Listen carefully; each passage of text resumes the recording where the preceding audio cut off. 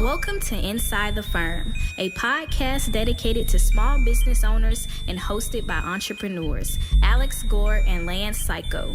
Each week, they take you on their journey of how to start, run, and grow a business by bringing you inside their architecture and real estate development firm. Get a behind-the-scenes tour of how these business leaders manage their clients and foster company culture while creating new and innovative projects. And now your hosts, Alex Gore and Lance Cayko. Hello, welcome to another episode of Inside the Firm. I'm here with Lance Ready Cayko. Lance ready. He's on the ready. He's got his reads up. He's got the outline up. I'm ready to go, Al. I just recorded a podcast with Tyler Foley. Shout out Tyler Foley. Excited for him to be on the show maybe in about 6 weeks. Very, very cool. Check him out. Check out this week's episode for Monday Morning Coffee with Inside the Firm is Morgana Ray. She is a ray of light. Whoa. There you go. I'm Alex Revit Rocket Ship Gore. Yes. That's exactly who he is. Your co-host. Co-host. And if you're thinking about getting on a train, don't get on a rocket ship. Trains are 19th century. What do you got? Show the audience. Okay. If you're Speaking listening, of rocket ships. it is Starship, the BFR, but they don't call it that anymore because that literally meant big effing rocket. So my wife, classic Elon. do you remember the book BFG? No. Okay, so I didn't remember this book, and I had to ask my wife. She's reading this every night to the kids, and I go, "Does it mean big effing giant?" She's like, she looked at me with disappointment. She's like, "No, big friendly giant." I go, "Oh wow, you're a dirty person." I had no idea that. Good grief. Yeah. So that's good, but rocket ships move slightly faster than trains if they work. Do they? And that's what you want to do when you are learning something that has a high learning curve. Yep. It's that you want to learn it quick and efficient and time-tested and improved. This rocket ship will not blow up on you. One, because it has no fuel to blow up. Wow, it's impossible. Yeah, it's literally teaching. And it's teaching from us testing it on, so it's a tested rocket ship, students, professionals, and our own staff and firm. And we have high standards at this staff and this firm. Yep. You also get our template, which helps you move faster, great buildings the way that they're built, and literally levels up your game. So go to revitrocketship.com, check it out. If you don't like it, ask for your money back. I don't think I've ever said no. Yep. You know who doesn't require you to ask for your money back because everything is free? I know who. Should I say? Yeah, say ARCCAT. ARCCAT. BIM content should be free, and you shouldn't have to give up your personal data in exchange for it. That's what ARCCAT believes. That's what we believe through ARCCAT. ARCCAT offers data-rich objects, families, and systems for free and without registration.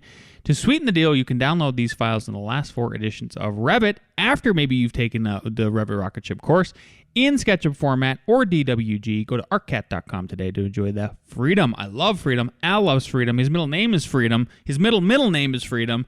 His middle name is Free Freedom. That's wow. ARCCAT.com. Go check them out. Start building better content today. And if you're looking to build one of the best architectural projects that you are working on in your firm right now, and I know a lot of you are, it's a booming industry right now. I want you to go to PellaLuxury.com/inside the firm to experience a brand like them that you've never experienced before. The collection of brands within the luxury division of Pella are the conversation starters. I'm here to tell you that is a fact, Jack, because we just had Alicia and Jim over at our firm. If you're following us on social media, you would have noticed that we held a little get-together, a little happy hour customer appreciation. We had some of our potential build clients in to the event, and we got to take a look at all of the brands over at PellaLuxury.com/inside the firm, or /the firm, excuse me. And we got to look at all of them. We got to look at Bonelli. We got to look at Duratherm. We got to look at Graybill. We got to look at the Riley Architectural Series. And they are absolutely beautiful. The price point changes for each of these, but the beauty, the sophistication, the ability of them to be the pioneers of the industry, to provide window and door solutions to the discerning architects, the builders industry, and beyond, comes through those brands. Check those out. I'm telling you, you're doing yourself a disservice by not checking out and giving those guys a shot. They are fast, friendly, and they will enable you to make your designs excel. in no other way possible. I'm telling you guys. They have decades of experience creating things no one else in the world is creating, and the collection of brands are brought together to complement and build on one another. I promise you they do. They don't push beyond the limits. They set them. So explore PellaLuxury.com/thefirm today. Let me know what you think. Send me a note. Al? Awesome. Well, there's something about zombies coming up. Oh, I don't know why we're this talking is about fun. zombies. Yeah.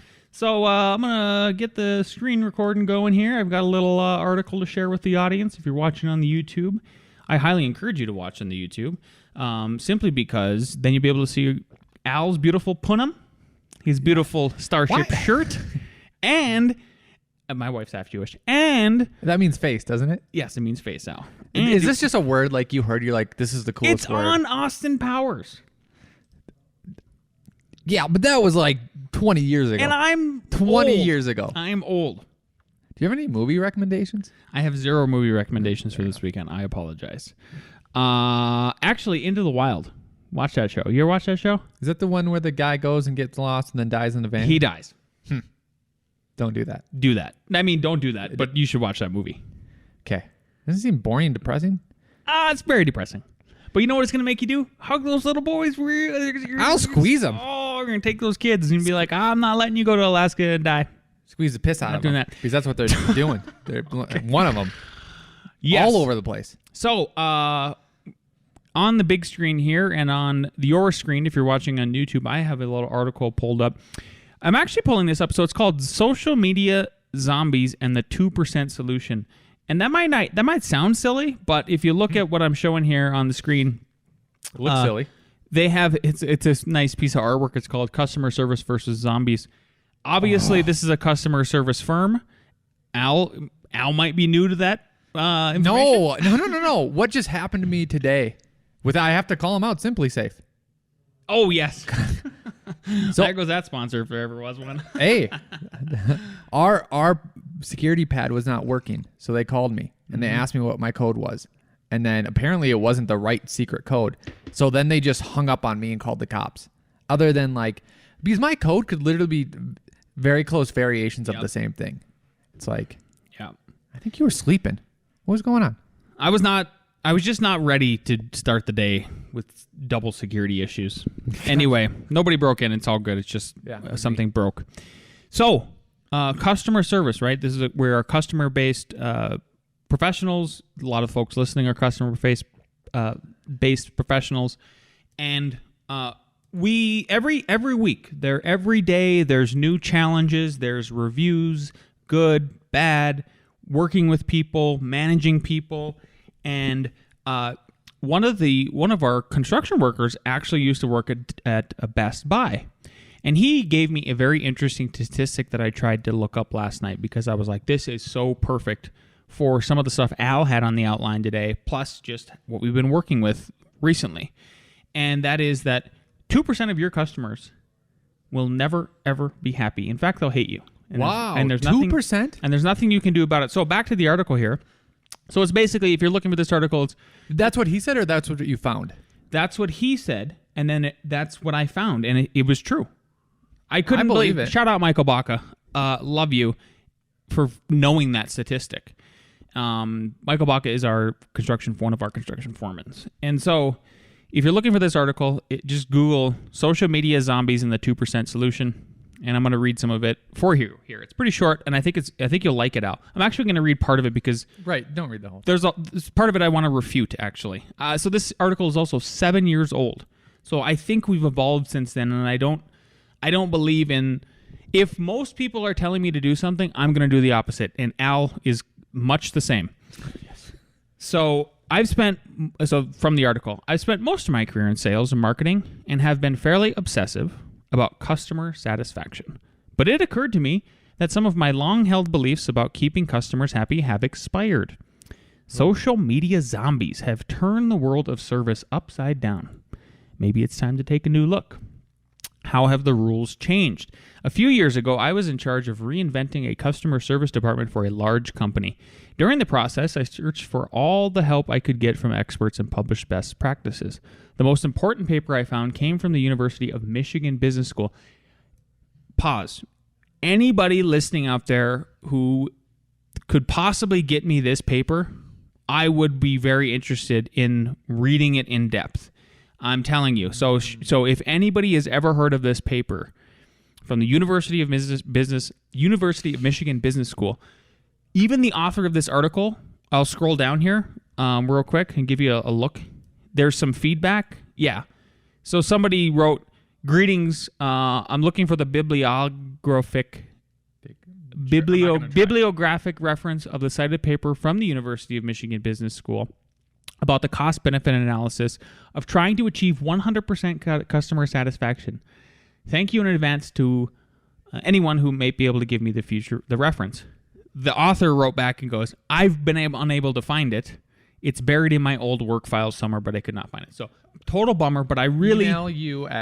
Email me at lmc@f9productions.com. That's lmc@f9productions.com. So back to the article. The most important paper I found, this is the article, came from the University of Michigan Business School. They studied the cost versus benefit of trying to achieve 100% customer satisfaction and came up with two important conclusions. Number one, the cost of satisfying most customers is very low. Most people simply want to be acknowledged and assured that the problem is being addressed. Just good, normal business, right? 100%. I learned that young because every job that I did, they'd either call me back or say I did a great job. And I was like, I thought I was just doing normal stuff. Mm-hmm.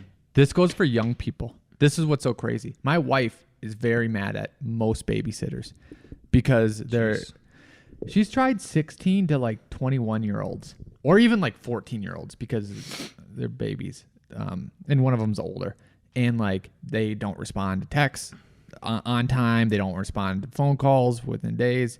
A lot of times they show up late, and it's like, oh, respond, communicate, show up punctual. On time. Like, also a lot of times, I'm sorry to go on this rant. It's like, no, I want you. Here's pizza.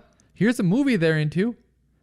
Make sure they don't kill themselves somehow. That's it. Anyways, take that very stupid, seriously. Simple, but very... Simple but profound, 100%. People just want to be acknowledged and assured that the problem is being addressed. So if you're a service-based company like us, you have to stay on top of communication. Again, it really comes back to communication. If you're not establishing some kind of rule within your firm or company like we do, get back to people within one hour if possible. During the business day. If you can't do that, 24 hours. Other than that, it is unacceptable. You have to touch base with people. Now, if you get back to somebody within 24 hours and they don't get back, or you're initiating a communication, my next rule of thumb, and I don't think we have this written anywhere else, I'm going to give them 2 days to respond to me. If they don't, I think it's appropriate. I don't think you harass them the next day. Give them 48 to 72 hours just making sure you got it. Just making sure. Number two, back to the article. The other conclusion was that less than 2% of your customers are probably, quote, haters who will never be satisfied no matter what you do. Yes. They will try to game you for more goodies, harass you even if you respond, and just be an annoying pain in the patootie because that is how they get attention. Yes. This just happened to my wife. Bingo. She's selling stuff. She's actually selling my old baseball cards, stuff like that. Yep. And a guy goes, "This is fake." And back in the 90s, I was legit. And that's how he started. Yeah, Al's got time to fake stuff. Get the F. Other than asking like, "Hey, from the early 90s, was this Ken Griffey autograph signed by a ballpoint pen fake machine thing?" Like, no, in the 90s they were not doing like early 90s. Anyways, I just told her, and she even blocked him. Like, he's just trying to razzle you, and then this is his game, and then get it for a low price. Literally, this is the game. This is what one of the problems with social media is. It's a game to people. Here's the other thing. Let's say he successfully did that. He's not going to leave a positive review. You know what I mean? He's not going to be like, "This person's great," or, "Hey, I'm going to come back and buy their stuff for legit." Continual harassment. You just engage with the continual harassment. Yep. So there's three more things I want to read, and then we're done with this article. But I want you to tell me where in this part you either continue to agree or start to disagree. So this was my. I loved what was said so far, and this is backed up by again some paper from Michigan University. Please, somebody send it to me. Back to the article. The researcher's conclusion was that in most cases, it is economically unwise to try to shoot for 100% customer satisfaction because an inordinate amount of your resources will be tied up in that difficult 2%. Law of diminishing returns. Bingo. The implication is go ahead and lose them because they're too expensive to maintain. Now, unfortunately, that advice is probably no longer valid because in an era where every person can publish, post, tweet, the haters may very well continue to control the conversation. They don't go away. They attack, like social media zombies. Yeah. You can no longer ignore them. Every business needs a solution for that 2% they used to be able to ignore. What's the solution? Well, was there a point? I heard that. I heard the groan. Is that where you disagreed? Because that's where I disagreed. Well, because that's what's so weird is he's like, don't. Let's see here. Previously he said, harass you even if you respond. So don't respond. Like, why are you even giving these zombies any attention? Yeah. It's like Medusa. Do you remember Medusa? The only way she could wasn't Medusa if you looked at her face, then she would turn you into stone. What if you look back at her? Yes. Yeah. So don't give her attention. Don't look at her. Yeah. That's very interesting. Very wise story. Here, I got to read this. My advice is shut it down. Solve the shipping problem. Build a customer service strategy that can handle the toxic 2%. Okay. This is where I disagree. With him. Yeah. Because here's my...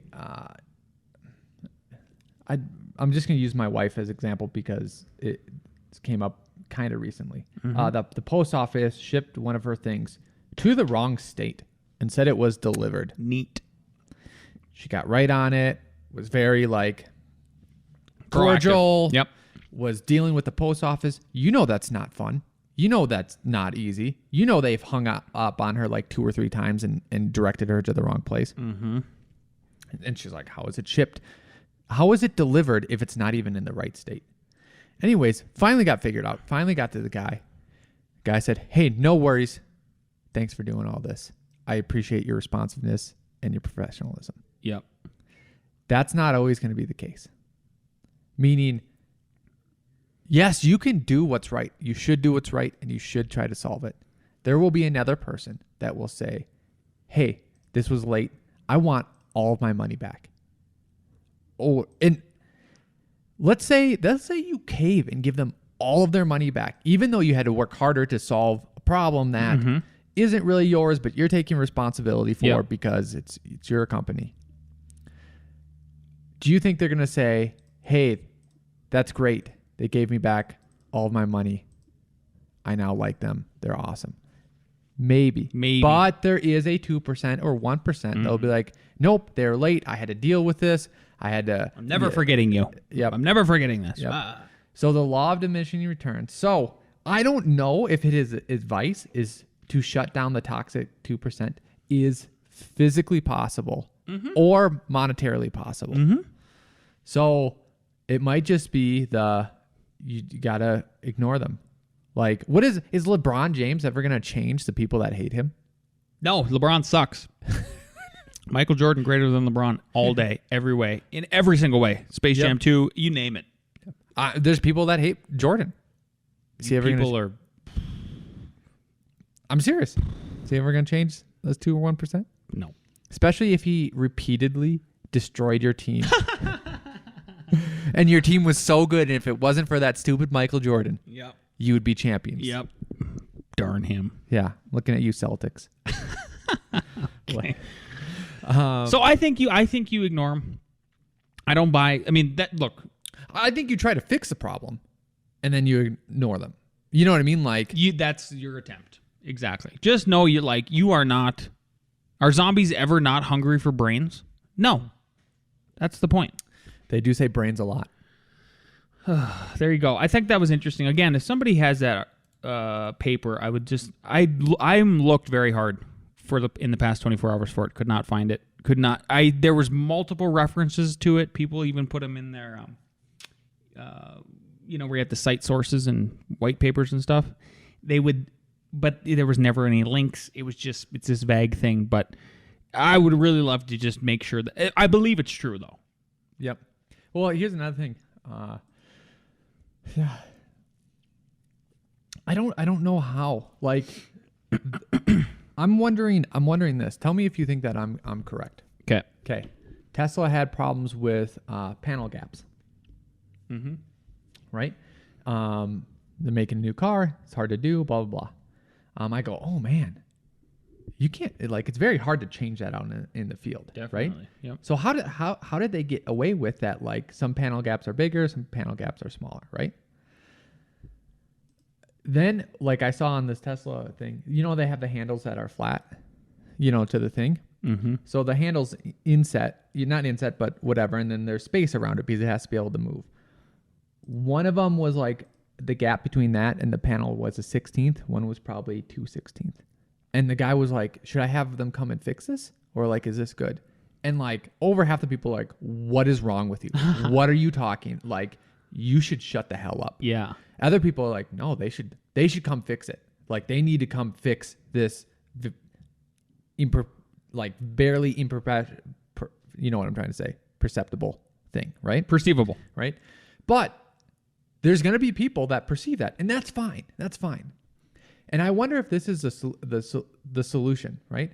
Especially this is manufacturing over. Hey, if you don't like the panel gaps, there is a standard for tolerance. And there is a standard for tolerance for everything. But feel free to return your car for your money back. And if you'd like another car, feel free to then purchase that car with your money back. And I'm sure that's all they say, but then it's getting to the logic like, okay, if it happens again and if you don't like our car with our standards, with our whatever, then you don't like our car. You don't like our product. Then return it. Mm-hmm. Yeah, you can't really, it's hard to return things all the time and you can't use that as a blanket excuse. But it's going to even machined, put together things. And I'm not saying that they made their panels perfect or anything like that, but there has to be you just don't like what we provide you. Car drives itself, runs on nothing, but there's this little gap. Okay, if that's that. You don't like our cars. Don't buy our cars. Mm-hmm. Mm-hmm. Mm-hmm. Yeah. So take that for what it's worth. Yeah. There you go. Al, you're up next. Okay. Complicated projects. Tips for success. Oh, you changed my title. The only thing you mean for the episode today? Yeah. Yes, I hijacked it. Okay. I literally, we went through some very complicated projects, and I think there's some lessons that we learned, and I think there's some things that will help people out, right? What are complicated projects, right? There's what you talked about. There's no pleasing everyone. Yep. They're very difficult, which means they're very time consuming. They might be risky. They might be large.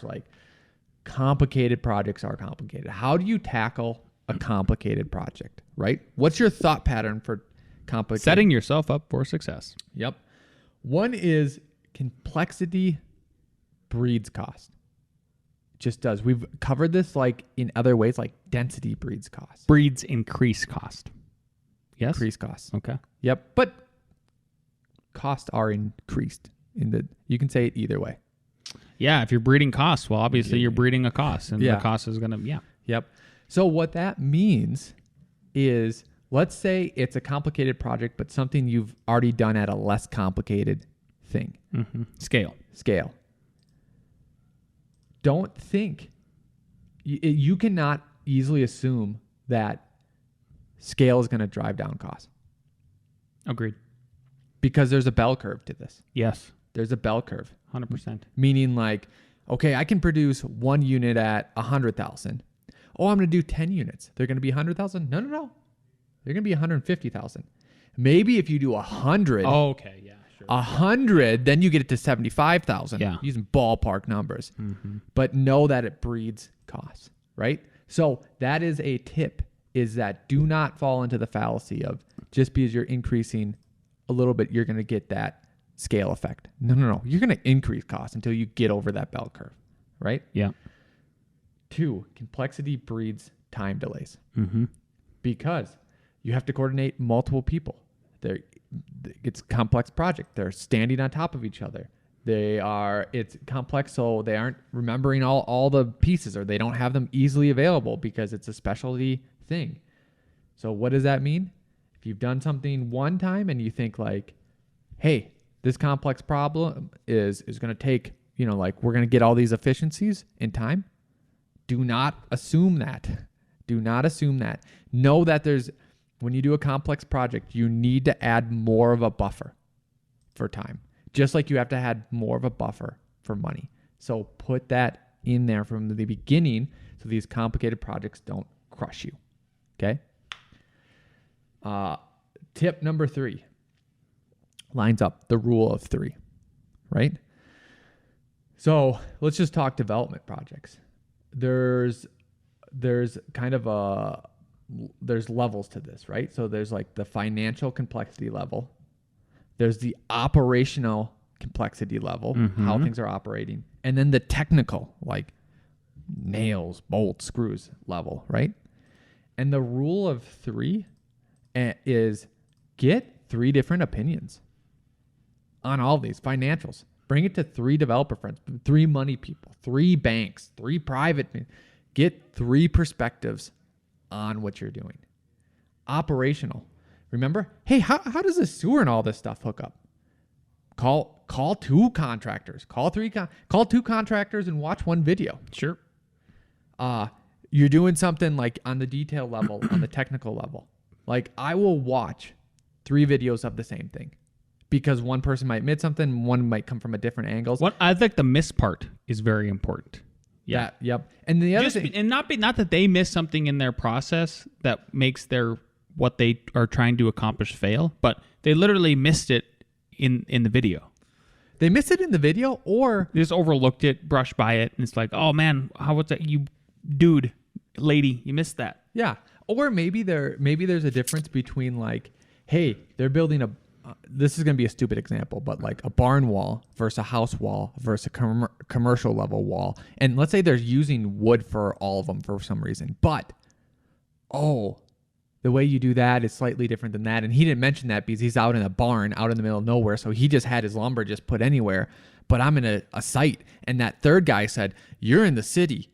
Hey, you're building walls. You think you're building walls. Where are you putting that wood? Oh, I didn't think about that. The barn guy didn't tell me about that. You know what I mean? So that is the rule of 3, is 3 different perspectives. Call people up, wrap your head around those issues, right? So those are my 3 tips, is know that complexity breeds cost. So plan for that. Know that complexity breeds time delays. Count for that. And then the rule of 3, get 3 different perspectives on the different levels that you're doing. Before you basically are jumping in and coming up with a plan. That's the idea with all of this. Yep. Okay. Yep. But on the technical one, it's like you're not going to research wall framing like when you're doing planning layout. Sure. Right? So the tip is don't not do it. So many people are telling people not to do stuff. Don't do it. Can't do it. Can't build a rocket that can land. You've never by done itself. that before. Well, if nobody ever takes a leap and does something that they've never done before, like, does anything get done? Good Lord. Honestly, I really hate that criticism. Well, you guys have never done that before. That's why something happened. Yeah, maybe part of it, but like, if nobody did it, again, if nobody took the leap, then nothing would get done. Yep. Make Make your dreams a reality, or as Willy Wonka says, make reality a dream. There you go. Right? Haters. Want some good news? Yes. You know how you're so pro nuclear energy? Yeah. If we aren't, look, here's just a fact. If you are concerned about climate change and you aren't pro nuclear, I don't even want to hear the rest of your opinion. Get out of here. Yeah. Okay. Do you know, and I can say it, do you know the difference between fusion and fission? Isn't fission? So sorry. Fusion is the opposite, right? So we're splitting atoms in fission. Correct. And we're putting them together with fusion? Correct. We're fusing them. Okay. Fusing them. So fission is the nuclear bomb. You split atoms. It fizzes out. Fusion, you're doing the sun. The sun is gravity. The sun, I'm just going to smash these suckers together, and they're going to combine and release a whole bunch of energy. Yeah. So it's like combine to fuse it or hit it to break it apart like nuclear bomb, right? So we have done, nuclear power plants are nuclear. They're not nuclear bombs, but they are fission out. Fusion is harder because you're basically making the sun. You know the temperature that they have to get this? And they use hydrogen. They use the components of seawater, right? So like the material is not an issue. It's not uranium, you know? Mm-hmm. Do you know how hot they need to get it? How hot? Just guess. Just guess a number of how hot. 10,000 degrees. Close. 100 million. You weren't even close at all. Very close. You were not even close. I'm going to win. 100 million degrees. So here's the problem. 100 million degrees is going to melt anything. Sure. It's literally the sun. Yep. So these particles are electronically charged. So you need this is what's crazy. This is the good news. You need a magnet to hold this away from touching anything because it will literally melt anything that ever existed. Mm-hmm. The problem with that is that to get a magnet powerful enough to hold 100 million degree stuff, you have to make a magnet that is gigantic, that's very huge and uses power, and all of a sudden you're putting in way too much power than what you're getting in. Well, MIT says, hold my beer. Hold my beer. Hold my beer. You guys are using a warm, a high temperature superconducting electromagnet. Nice. A couple years ago, they came up with a cool temperature superconducting, and it's 10 times more efficient. So we can make a small magnet, bring down the scale of it, bring down the cost of it. This magnet can hold that 100 million degrees. And now instead of making like a nuclear power plant, you know how big they are. They cost like Giant. 4, 6, 8 Plus billion the approval dollars. process is nuts. Yep. That's what's holding it back. Again, the government. Yep. We can make them smaller, like literally the size of this building, and then make a bunch of them. That gives us economy of scales, and it doesn't pollute at all, and it doesn't even have the radioactiveness of it. If anything breaks, which would probably be those magnets, that 100 million degrees is probably going to burn down the whole machine, just melt it, right? But once you melt the machine, it's no longer can make it hot. So it just melts down that machine. Now you have a bunch of metal there that's now melted, and it's done. Like, that's the worst case scenario. Mm-hmm. Like, oh, you broke your whole machine and you melted it. That's too bad. Don't do that next time. Yeah. Rather than you broke a machine, radioactive stuff is going all over the place. Even though they've solved that. Yep. Like, for people that don't know, they solved it so that it turns itself off now. Like the old ones, yeah, problem. New ones, if you want to still be green fission, it will just turn itself off. Fusion.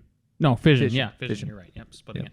But anyone, this is like to get a nuclear fusion like in a normal size that you can mass produce and works and has more energy potential and no ramifications. Like, that's game changing. No mention of carbon tax in that little rant. Mostly mention of technology to get us out of this problem. I like it. And sorry, I know some people hate capitalists, or they won't say that. They'll just say they make too much money. There are multiple groups putting in hundreds of millions of dollars into different companies to make this work. Guess what? Only one or two of them are going to win. The rest of those 100 million are going to educate a bunch of scientists who are going to go work for the company that won, but they're going to lose their money. Mm-hmm. So if you invest $100 million into one of these, who do you think should get the reward for that? Me? I don't know. Us? Whoever wins? No, and if it wins. The guy that put in the $100 million person. It depends on their agreement. I don't know, Al. Oh, it's a simple question. If you invest in a company and it succeeds. Yeah. If my agreement, right. So if I invest in money in something, I have an agreement with you, presumably. Yeah. I should reap the benefits. Yeah. Sure. And then also, when it doesn't work out, Then you I also lose. lost $100 million. That's the risk. That's the risk. You know who I would is going to invest in this podcast here shortly? Al? Nick? He is. With his voice and time and his brain? You got it. Let's hear. Oh, yeah. Clearly his golden voice is an investment every week at Inside the Firm. So here we go. Let's hear that investment. Hello, best friends. I hope you all had a great week this week. A reading. I walked through a country courthouse square. On a park bench, an old man was sitting there. I said, "Your courthouse is kind of run down." He said, "Nah, it'll do for this little town." I said, "Your old flagpole has leaned a little bit, and that's a ragged old flag you got hanging on it." He said, "Have a seat," and I sat down. "Is this the first time you've been in our little town?" I said, "I think it is." He said, "I don't like to brag, but we're kind of proud of that ragged old flag. You see, we got a little hole in that flag there when Washington took it across the Delaware. And it got powder burned the night Francis Scott Key sat watching it writing, 'Say can you see?' And it got a bad rip in New Orleans with Packingham and Jackson tugging at its seams. And it almost fell at the Alamo besides the Texas flag, but she waved on though. She got cut with a sword in Chancellorsville, and she got cut again in Shiloh Hill. There was Robert E. Lee, Beauregard, and Bragg, and the south wind blew hard on that ragged old flag. On Flanders Field in World War I, she got a big hole from a Bertha gun. She turned blood red in World War II. She hung limp and low a time or two. She was in Korea and Vietnam. She went where she was sent by her Uncle Sam. She waved from our ships upon the briny foam, and now they've about quit waving back here at home. In her own good land, here she's been abused. She's been burned, dishonored, denied, and refused. And the government for which she stands has scandalized throughout the land. And she's getting threadbare and she's wearing thin, but she's in good shape for the shape she's in. 'Cause she's been through the fire before, and I believe she can take a whole lot more. So we raise her up every morning and we take her down every night. We don't let her touch the ground and we fold her upright.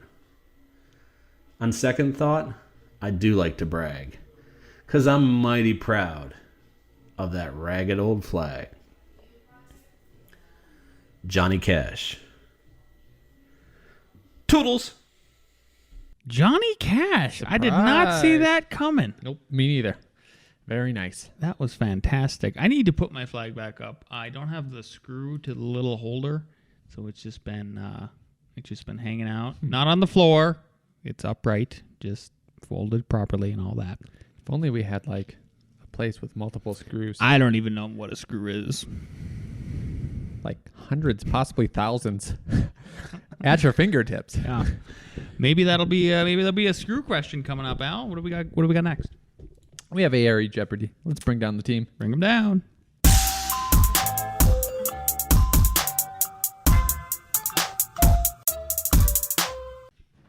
Question 1. Write it big so I can see. In the IRC, the stair landing length is measured from, and this is from a stair that has a landing and then continues to be a stair. Does it make sense? Is measured from, is it A, nosing to nosing, B, run to run, C, framing to framing, or D, the length of the railing that is horizontal to the landing surface?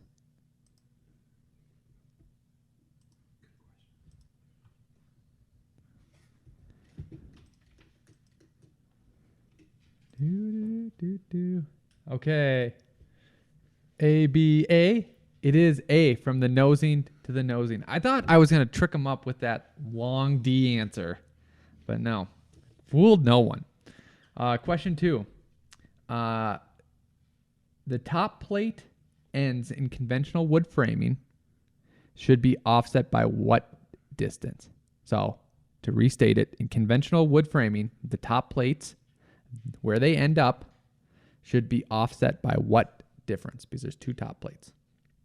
Is it A, a minimum of 12 inches, B, a minimum of 6 inches, C, a minimum of 24 inches, or D, a minimum of 36 inches?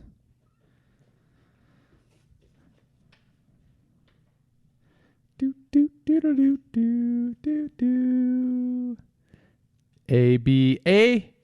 It is C, 2 feet, 24 inches. Did the architects get it? One did? All right. Lance is up. All right. Number 3. The owner of a building has requested to paint their new vinyl windows a different color during construction. How should you advise the owner? A, just say yes, the customer is always right. B, just say no, you are the architect and you know better than them aesthetically speaking. C, acknowledge their request but consult the manufacturer's window warranty before advising either way. Or D, acknowledge their request and forward it onto the contractor, advising the contractor to consult the manufacturer's window warranty. Any repeats or are we good? I feel like we're good on that one. What do we got? We have D, C, C. Correct answer is D. Great job. So acknowledge the request and forward it on to the contractor advising. Manufacturer's window warranty. You can void a warranty just by painting a window, believe it or not. Number 4, what is the minimum length a UFA rod needs to be in contact with the rebar of a foundation should you use this method in your design? Is it A, 15 feet, B, 20 feet, C, 20, let me repeat this. Is it A, 15 feet, B, 10 feet, C, 20 feet, D, 30 feet? What is the minimum length a UFA rod needs to be in contact with the rebar of a foundation should you use this method in your design? A, 15 feet, B, 10 feet, C, 20 feet, D, 30 feet. We have B, A, B. Correct answer is C, 20 feet. Look at that. I feel like we have a winner already. No tiebreaker. We have 2. One. Jason, where are we going to eat? We already picked. I don't know if you know. Culver's. Culver's! Yay! Great suggestion. Awesome. Anything to add, Al? Are we good? Can I sign off? We got to head to Culver's. Okay, we got to head to Culver's. If you like this episode, please share it with a friend, family member, colleague, whatever it takes. If you're watching on YouTube, make sure to smash that like button. Subscribe, leave us a comment. If you are listening terrestrially on one of the various platforms, iTunes, Spotify, SoundCloud, please also leave us a 5-star review. Like it, comment. We will see you next week.